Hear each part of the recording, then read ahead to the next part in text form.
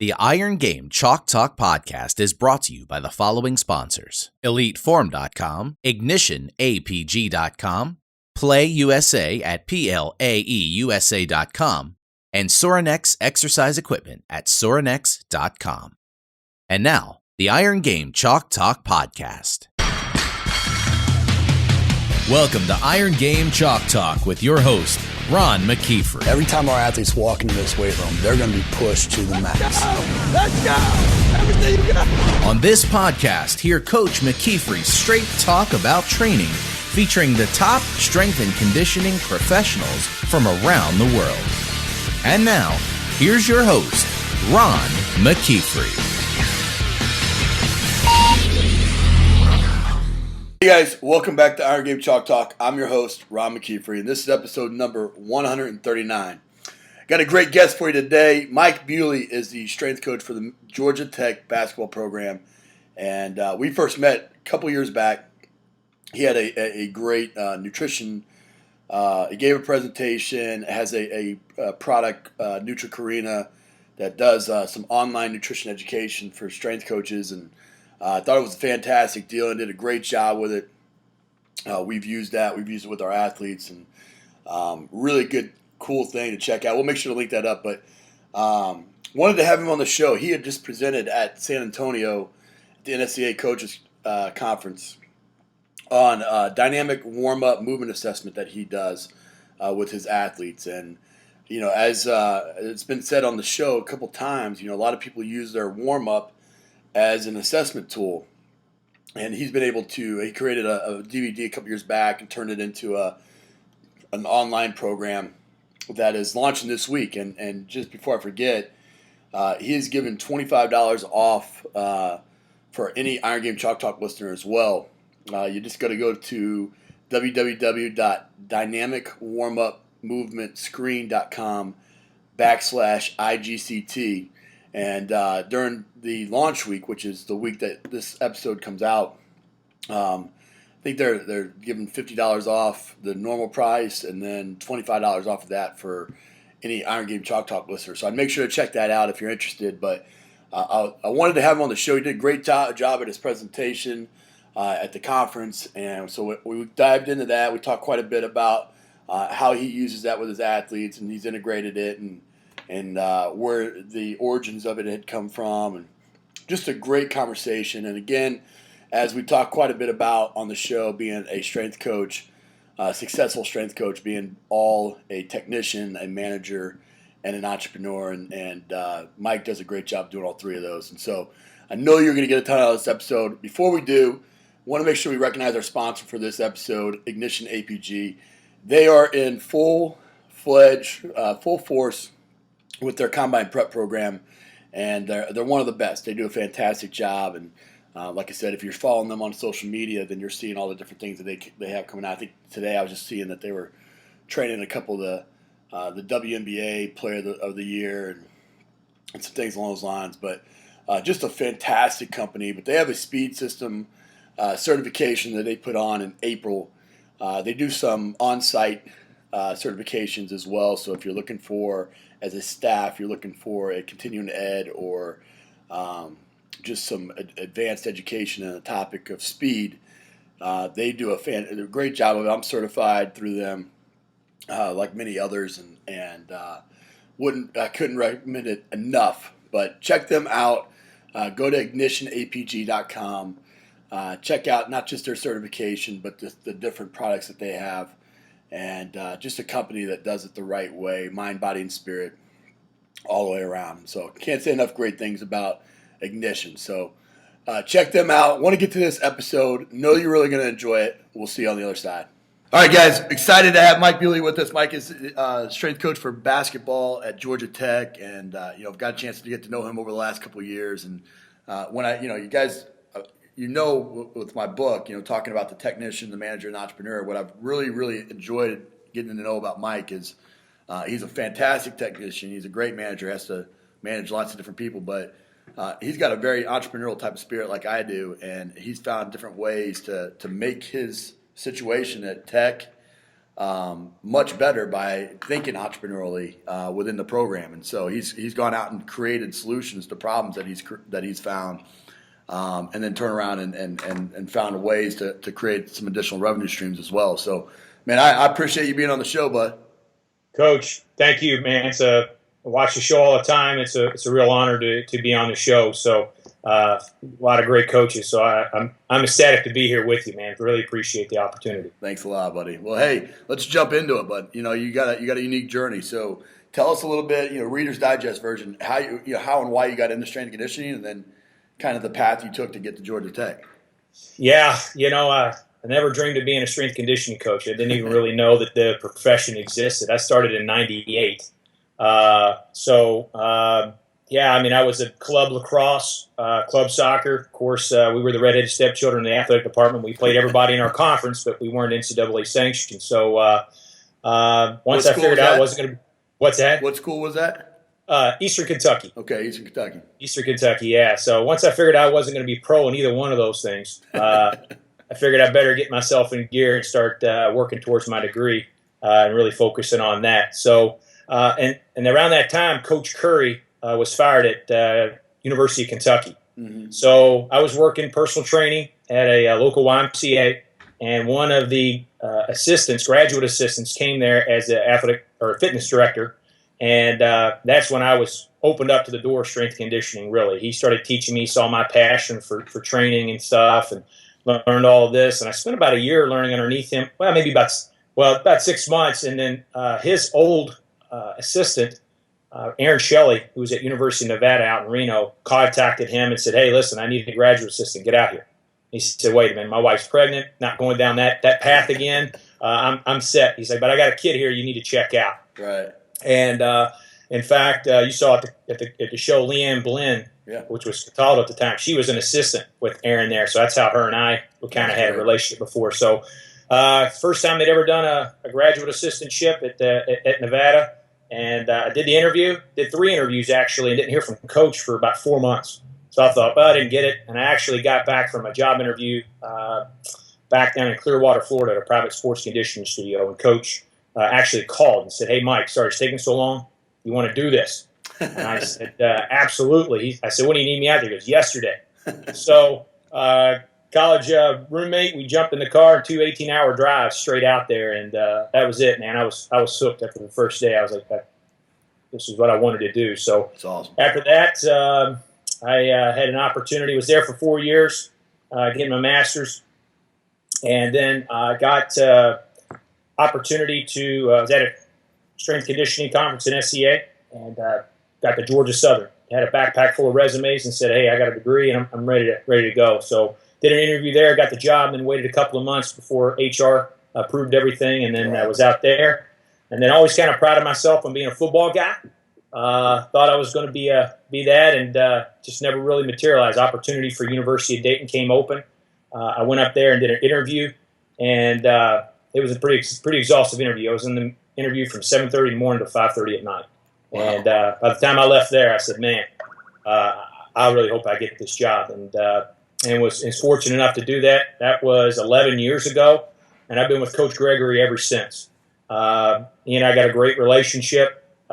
In fact, when he got the job at Georgia Tech, he took me and one other assistant with him. And it was at that point, you always kind of feel like you had a good relationship with him, but when he takes you along with him in that regard, you knew it's something kind of special that way. So just been with him ever since. Never thought I'd be a basketball guy or really even get specialized. I think that's the one thing that I look back on in my graduate assistantship is Aaron always made sure that every athlete, every team that was on the floor, you as a graduate assistant had to be out there. At times it was just 2 graduate assistants out there. So I worked with tons of teams. I mean, I'm talking alpine to Nordic ski.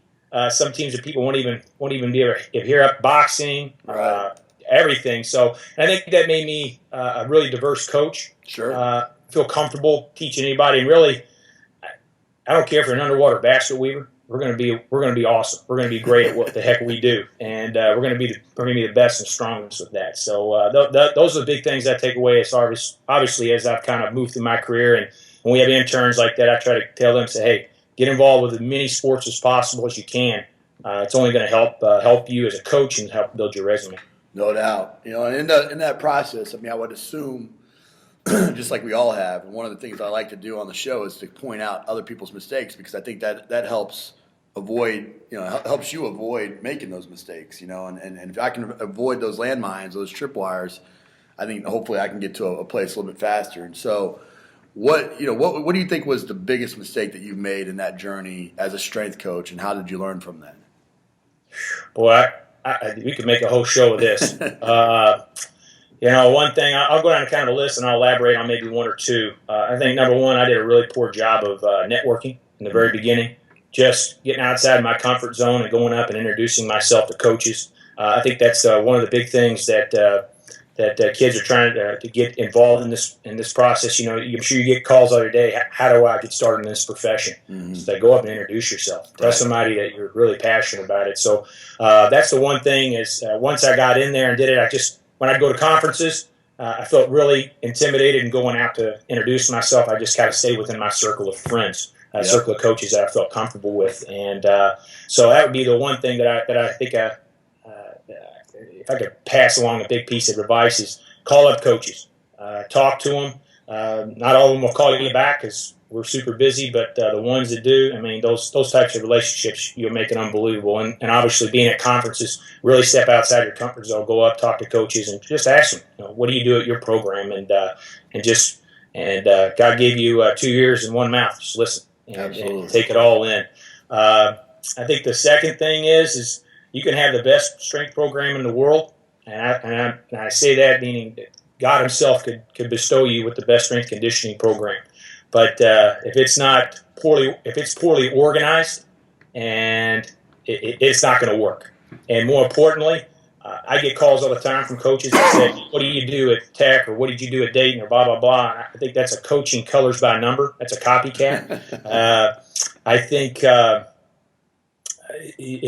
I have a smorgasbord of coaching influences, and I just find, I like that. I obviously have my hub, my core beliefs that I believe, but there's almost like a hub of a wheel. There's spokes that poke out from there, and I take a lot of influences from a lot of smart coaches, a lot smarter coaches than I am, and find that way to fit within our program with our athletes. And the way I've trained athletes at Georgia Tech is completely different than the way the athletes that I trained at Dayton. So I think the biggest piece is letting your athletes know that you care about them before letting them know what you do know.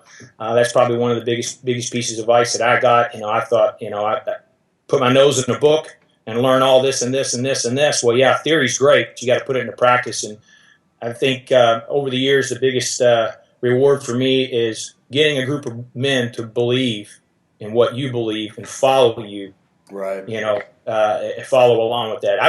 I think I get more of a reward from that than actually the strength numbers. To me, I think the easiest thing in the world to do is to get somebody strong and make them tired. The question is, can you make them better? Right. And more importantly, can you get a group of men to follow along with you and believe in what you believe to help them get better? No, I couldn't agree more. I mean, I went to the conference and during that award ceremony, I was talking about.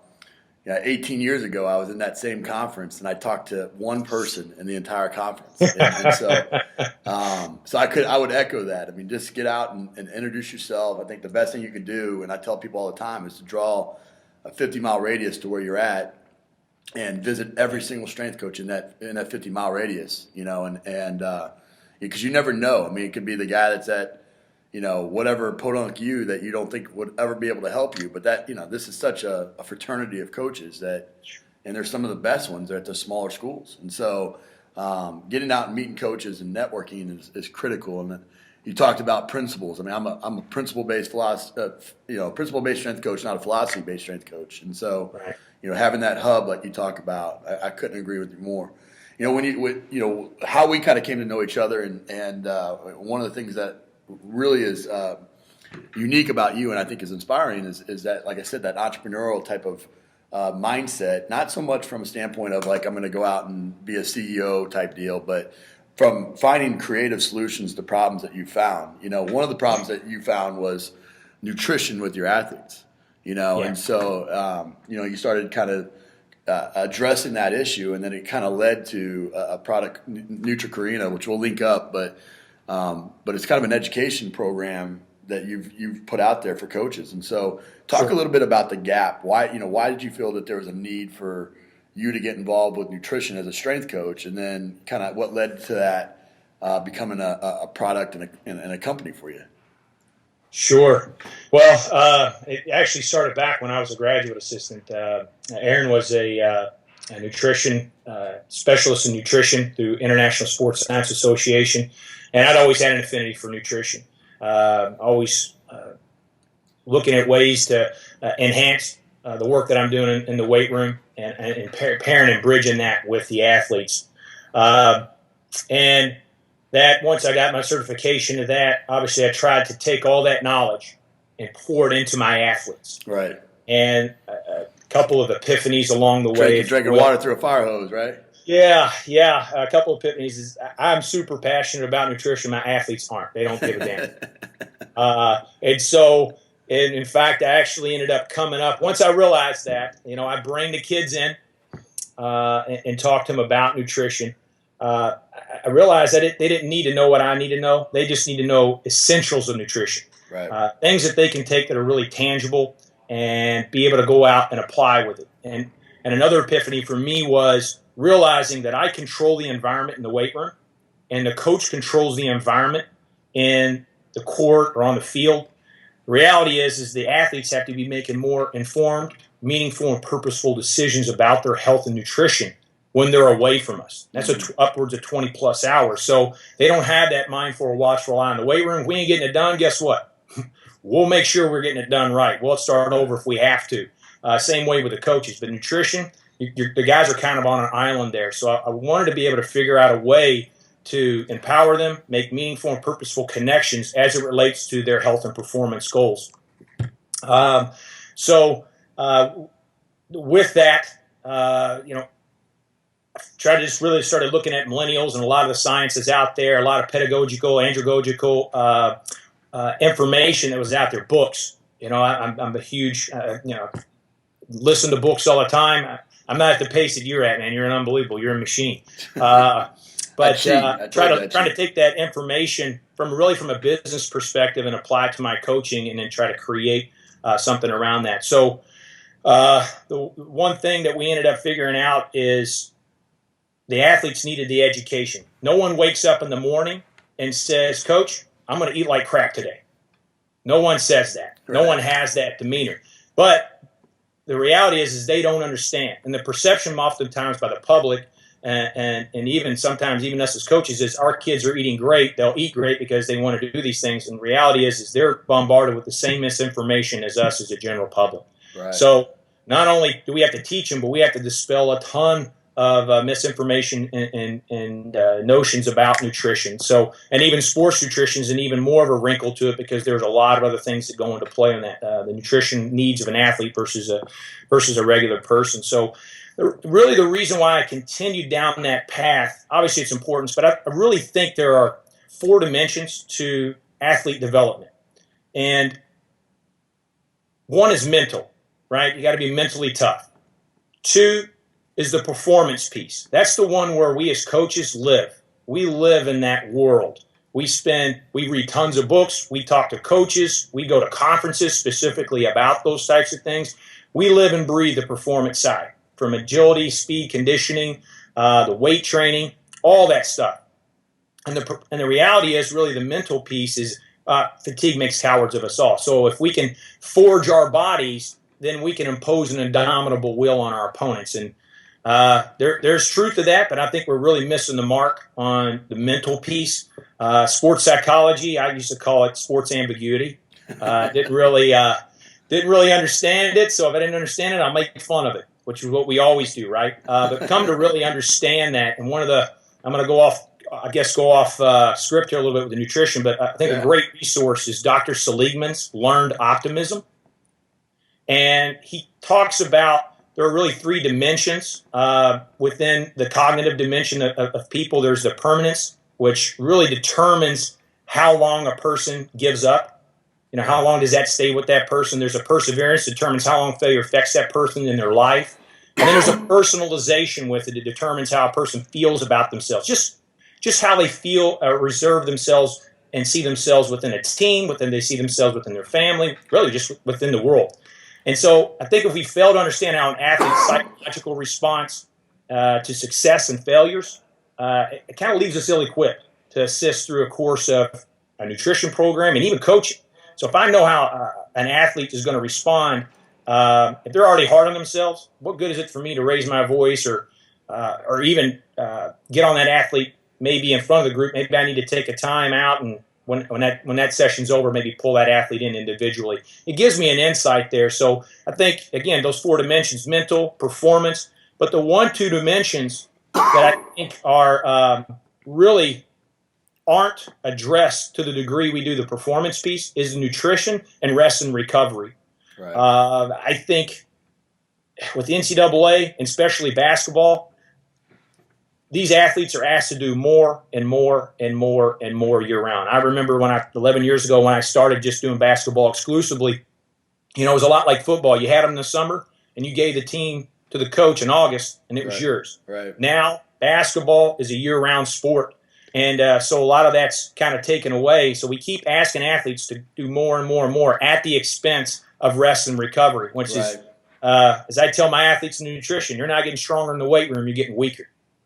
You're not getting stronger on the court, you're getting weaker. It's when you leave, and the foods that you put back in your body will determine that training adaptation. That'll complement that training adaptation. Great. That will make you that bigger, faster, stronger athlete that you aspire to be. That's why you came in here. That's why you train. And can you get from point A to point B? Absolutely. But we're in the business of making people better than they think they can possibly be. Right. And so maximizing that God-given potential and giving them the tools to do that. So nutrition really, when I really start looking at it, the dimensions of an athlete development, really nutrition and rest and recovery are left up to the athlete. We don't really address it to the degree we do performance-wise. So I try to balance all of that, and that's a tough task, but I love it all. So Right. it's a passion, and people are like, geez, Louise, you do all that other stuff? I'm like, yeah, but I love it. It doesn't seem like work to me. I'm trying to build super machines here, right? I like to say that I'm a mechanic. My athletes are my high-performance sports cars. The weight room is my garage. And the court is my test track. So, a sports car and a human body are 2 highly complex machines, and they need constant evaluation to maximize performance and minimize mechanical failure. Awesome. And so that's kind of my approach. I mean, you wouldn't put a car in a garage and pull it out the day of the race if it's sitting there for a couple of weeks and turn the key and expect that thing to run at peak performance and much less win. And so I try to take that same approach with my athletes. I say, hey, listen, are you a dump truck or are you a Ferrari? And every time, Coach, I'm a Ferrari. So guess what? I think you're a Ferrari too. And that's why you're here today. And so I think you need to, I tell our kids, I said, you have to treat your body like a high-performance sports car. Right. You need constant evaluation, constant nourishment in order to maximize peak performance. Doesn't guarantee a win, but I can guarantee if you don't do it, you're not going to put yourself in a position to be successful. Absolutely. Well, I couldn't agree with you more. And that's, you said it was learned optimization? Yeah, learned optimism. And that's Dr. Seligman. He actually was at Penn State, since retired, kind of turned Freud stuff on its ear. But they actually did some stuff with incoming freshmen at Penn State and looked, and this was part of their entrance exam, right. Their orientation, if you will.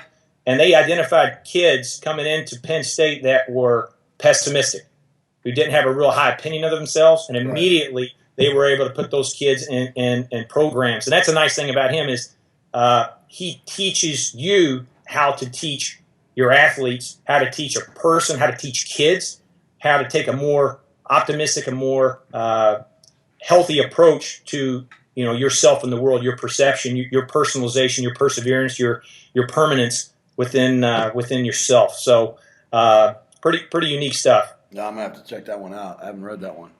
I couldn't agree with you more. And I think one of the biggest things that you can do, and I do this. I mean, I'm doing this right now with our guys on what's a champion? I mean, we talk about it all the time. We talk about winning championships all the time, but like, what is it really? And when I ask that question, it's crickets. There's nothing. It's like, well, how are we going to become champions if we're not clearly defining what that is? And so I think the same is with nutrition. It's you want a good exercise. Go ask your athletes what a good plate looks like. And it's crickets. It's they don't know.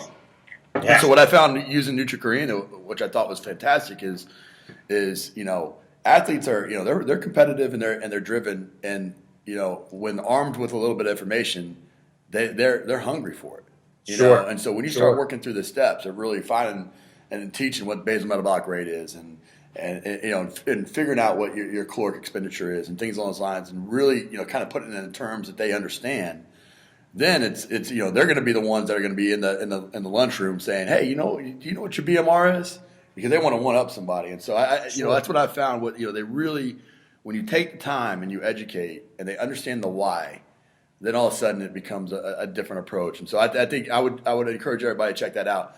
But we both just got back from San Antonio, and I got a chance to watch your presentation. I got a chance to check out your the dynamic warm-up movement assessment product that you got coming out, or has just come out now, right? It's already out. Yeah, it just came out. I actually developed it back in about 6 years ago, and shared it with some coaches, and they were like, "Man, this thing's awesome." I'm like, "Really?" Yeah.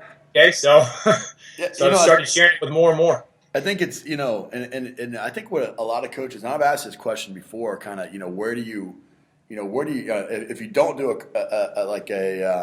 FMS or something like that, then where are you really assessing your athletes? And 9 out of 10 coaches will say, well, I just watched the warm up, and that tells me everything that I need to know. And so, this was great because I think that you took some protocols, maybe influenced from some of these outside sources, and really created a kind of a plan with your warm up to kind of assess. And so tell us a little bit the presentation was great.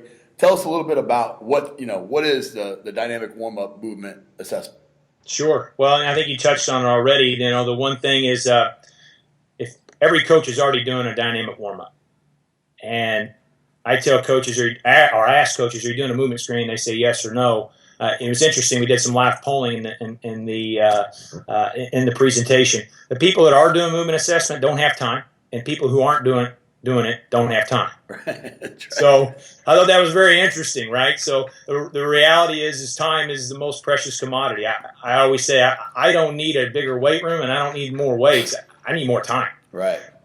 So I think that the reason why I developed it is I was originally an FMS guy. So I thought, I obviously see the need for it. The problem that I always ran into, it was a pretty arduous process. I feel like everything else had to kind of take a backseat to it when we were actually starting that process of, all right, this is FMS testing week. Right. So, maybe that took a backseat to the strength training, so we weren't doing some stuff there. So I try to kind of fit it into a deloading week.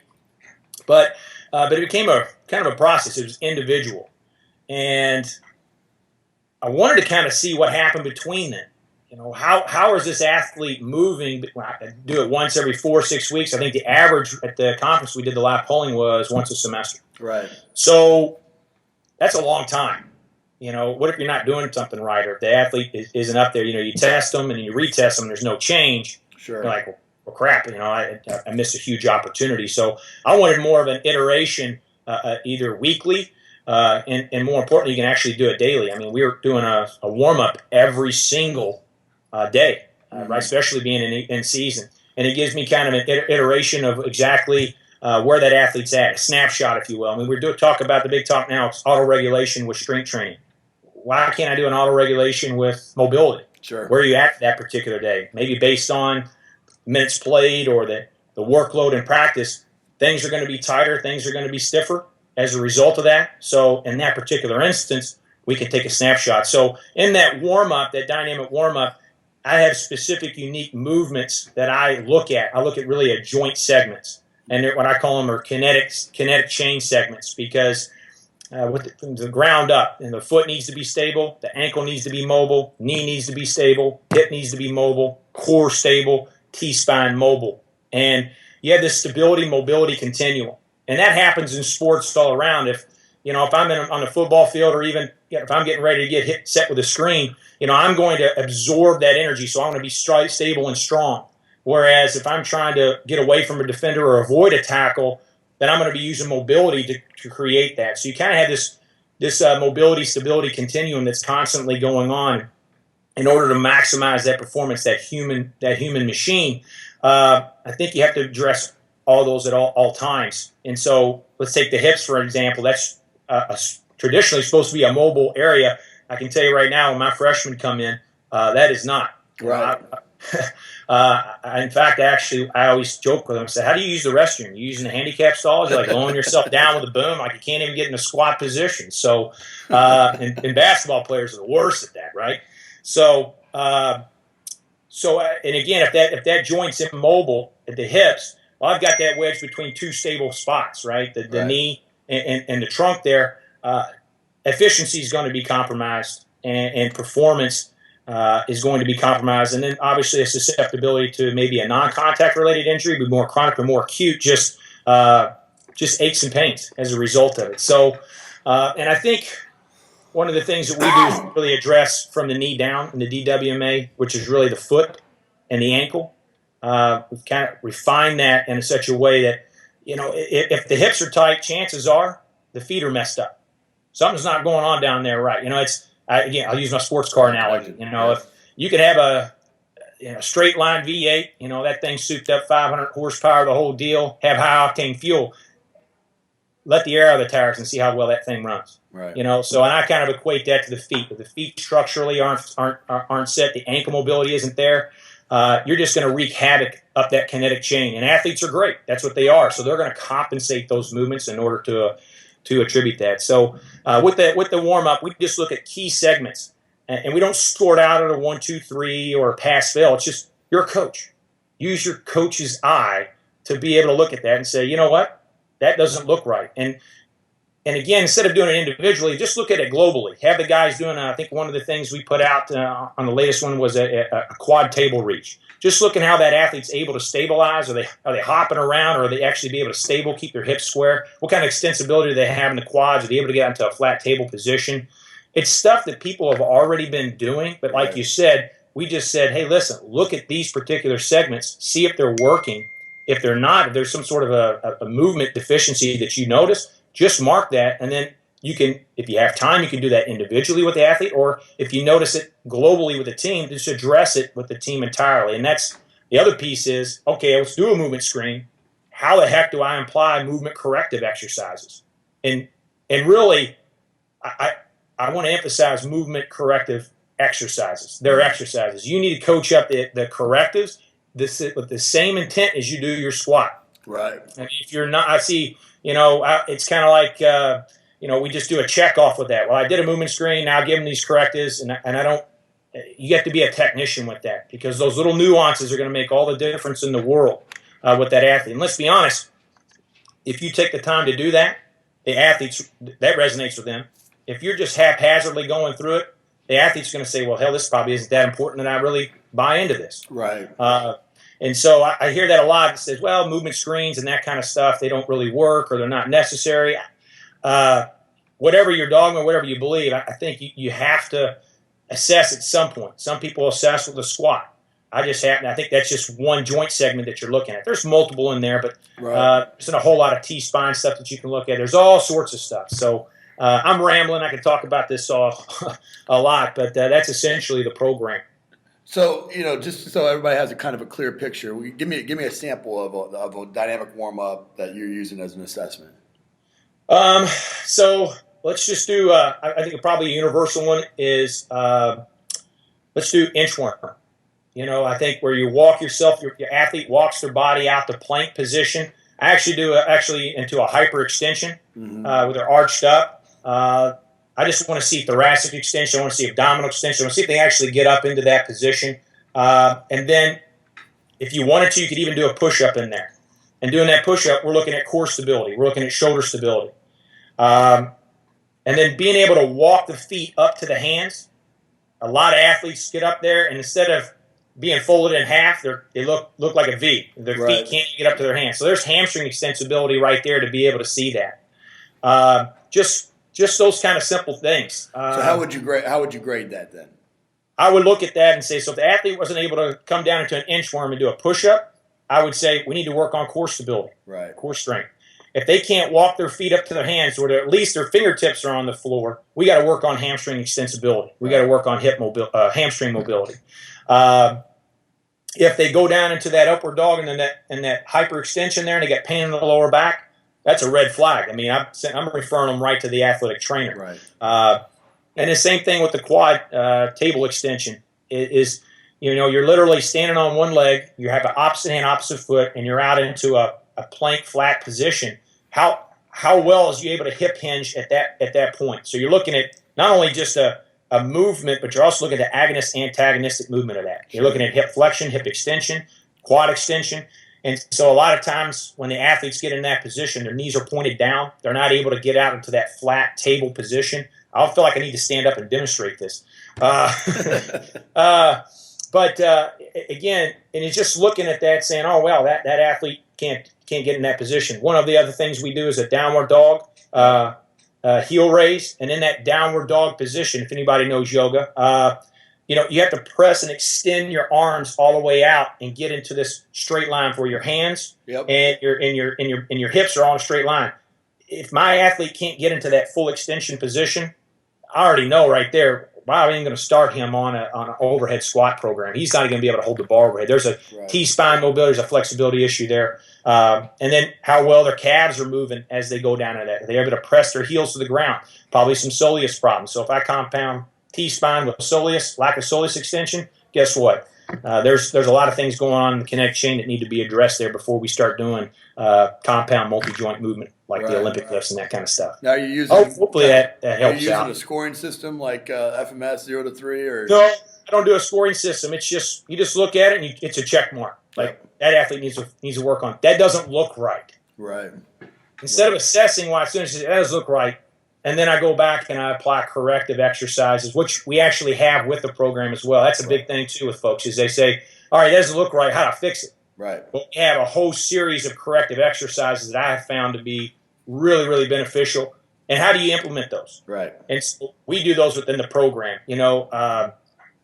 We do that, athlete A, B, or C. A squatting, B spotting, and C is doing the corrective. Yep. And when A's done, A rotates to the corrective, B steps up and squats, and C steps up and is now the spotter. And we keep that. Again, there's my car now. To say we're a NASCAR pit crew, man. Yep. We are turning it and burning it. We want to move. We want to be a finely oiled machine, and we want to be able to get that done. So that's a kind of a way for me to be able to add that in there. And then we talk about some static versus dynamic. We have a lot of research that we put in terms of why we do that. Static reserved for afterwards, dynamic during, and then I lost my train of thought. Sorry about that, Coach. That's got the rotation. You're talking about the rotation of the athletes. Yeah, the rotation of the athletes there, and I literally have totally spaced out on that. Okay. So wrap that up. Edit that out. Yeah, that's I think the big thing is how do you address when a coach comes and says that doesn't look right, but why not just throw all the correctives into the workouts, and so that way we know that we're hitting all the different corrective exercises and joint actions and things like that. Sure. And they are what they are. You know what I mean? They're going to get better at it. Obviously, nobody just kind of casually throws a warm up together. It's put together in with some thought, anyways. What I liked about the product, and I thought that the warm up exercises were creative. I thought they were identifiable. And so like you could really quickly show with T-spine rotation. When you're doing the world's greatest lunge or whatever, you're doing T-spine rotation. Right. You see right away whether or not they have thoracic mobility or not. Correct. What would you say to the coaches what would you say to the coaches that would say we're throwing all the correctives in anyways? Why even worry about that part? Well, and you brought me back to the point I had forgotten. Good. I think there's a kind of a spray and pray approach a lot to the correctives, and I think again, you have to take a really focused approach and a methodical approach with that, just as you would your periodization of your strength program. And with that being the fact that anytime we increase mobility, we must increase stability. We must improve strength in that. How many times have you see an athlete, you may be working on them, they're improving their flexibility, their mobility, but they go out on the court and they're still playing at the like they're stiff as a board. And then more importantly, teaching that athlete that, using that newfound ability, but more importantly, if I increase mobility and I don't increase strength in that, there's a higher susceptibility for injury. And I'm not really taking that newfound mobility and being able to apply it to that sport-specific situation with that athlete. So, the problem was I used to at the very beginning, and it's funny you said that with coaches, I used to in the very beginning, we would do all of our correctives at first. The problem I had with that is I had the head coach coming in going, what the hell are we doing? Right. Where nobody's moving, nobody's really sweating, right? And I'm like, and I felt like every time we started the workout, the head coach was pissed. And he's like, we're not doing anything. We're wasting time. Right. So that kind of got me thinking of adding it into the workout. So you got movement in the room. The coach thinks it's happy. So I hear that a lot from coaches and saying, well, we don't have time to do it before or after. Well, do you have time doing it during? You're telling me you're going from one exercise, the next exercise, the next.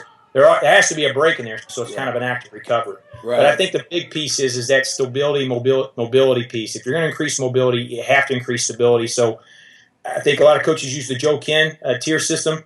Hey, upper body day, you're going to focus on upper body correctives. Right. Lower body, and then if it's total body, I like to take. I leave it up to my athletes now. I wouldn't certainly do this with a novice group, but my athletes understand now. On that total body day, tell me what feels tight, and you pick it. You get to choose. Here's a list of exercises. You know what they are. There's upper and lower that you knock that out, and you can get to that point when you kind of develop that culture. But that's good. But, yeah.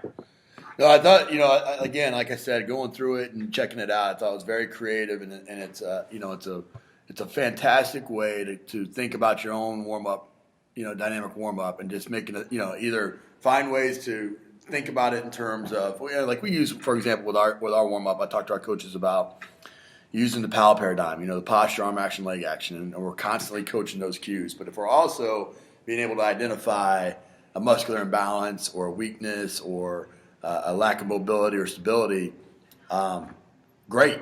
Now we're able to give that much more information back to our athletes, and so I really appreciated you putting that out, because I took away a ton. I know you're busy, man. You're in a hotel there, so we want to wrap the show up. Sure. Give us the best piece of coaching advice you've ever received. I think I already shared it with you. Athletes don't care what you know. They want to know that you care. Absolutely. And that is the one thing that I've learned probably the most along the way. If you do that, those kids will follow you and do whatever you want them to do. And then treat everybody fairly. And that sounds so simple, right? But you can have some superstars on your team. And to be honest with you, sometimes the coaches make that fleeting mistake, right? No question. Probably one of the biggest compliments I've gotten through the years is even right down to my walk-on. Say, Coach, I appreciate how hard you coach me. You coached me just as hard. And more importantly, I appreciate how hard you coached our superstars. Because it didn't matter. And I think that in itself just lends a tremendous amount of credibility when you're trying to build a culture within your weight room and kids enjoying coming in there. Because, again, basketball, that sport in general, it's a year-round sport, man. These kids you got to be creative, and more importantly, you got to have a lot of buy-in to have kids there 365 days a year. Really, 48 weeks out of the year. So no question. Give us a book, app, and website recommendation. A book, app, and website recommendation. Well, the one I think I shared with you at the conference is called Made to Stick. Yep. I think it's a great book. It obviously has a business tone to it, but I think it's really good in terms of you trying to convey your message to that athlete and having that buy-in and saying things the way maybe we have all this knowledge, right? We need to be able to take things and put it in a context where our group doesn't have that knowledge. Again, it's kind of the same paradigm with the Nutritionist. It was, use your don't take your super knowledge and apply it. Just take those nutrition principles. Same thing with the coaching. Use visual or auditory cues and that kind of stuff. So that's a good book, a great app. I think a really good app that we've been using is, and it falls in line with our coaching development, is Sleep Cycle. Okay. What it's a nice thing is all our kids have cell phones now, and they got this thing strapped to their head, and so being able to, the app allows you to be able to measure sleep quantity and sleep quality. So when they go to sleep at night, they put their phone on the bed, they turn on the app, and it measures sound and movement, and it gives them a sleep quality. And you can actually export that database out. The kids can actually email that to you. So every Friday, our kids send that to me, and I can actually look at that. And again, I'm looking at that recovery piece. I should see spikes in heart rate and then recovery, and resting heart rate, elevations and baseline, elevations and baseline. If I'm seeing that, then I know our athletes are recovering based on the protocol and the stress load that we're doing. So I think that's a fantastic app, and it's a really easy way to have a biometric alarm and not break the pocketbook. I think it's like 99 cents for a year subscription. So I think we can all afford that one. Okay. And Website. what was the other one? Website. Gosh. It's one that you check out regularly. It doesn't have to be a strength one. Boy, you got me stumped on that one. There's all kinds of. Well, Nutricarina is one. We'll put that up there for sure. Oh yeah, Nutricarina. You got to go with that dynamic warm up. I'm trying to self promote on that, right? We'll put those up for sure. I think a good one is don't eat this, eat that. That's a great one. Actually, we have in our weight room, we have an Apple TV hooked up to a big screen, and so just getting the kids to think about nutrition when they first come in. Obviously, my kids get there a little bit early. I set out the iPad and I pull up that, and I can actually shoot that up. What's that? AirPlay right to the TV, and kids can actually score themselves. They take like 5 series questions. It gives them feedback. Sometimes my guys will get in there, and I'll have 2 groups. You know, they got that competitiveness knowing, so they'll go here. And again, it's just a quick iteration of nutrition to kind of keep that going. So it's pretty neat. You know, you get in there and you're like, oh, I think I would choose this particular meal. And you click on it, you're like, holy crap, I had no idea that was not good versus this other one. And That's good. And it's interesting. I mean, the average person eats out 5.8 times a week. So it just gives them an opportunity to be able to learn that and reinforce the nutrition piece with them. Oh, that's great, man.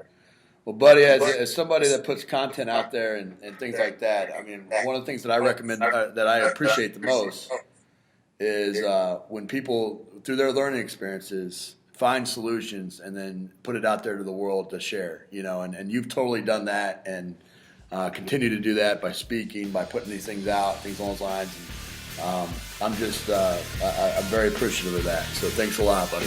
Thank you, Coach. I really appreciate your time, man. Thanks a lot.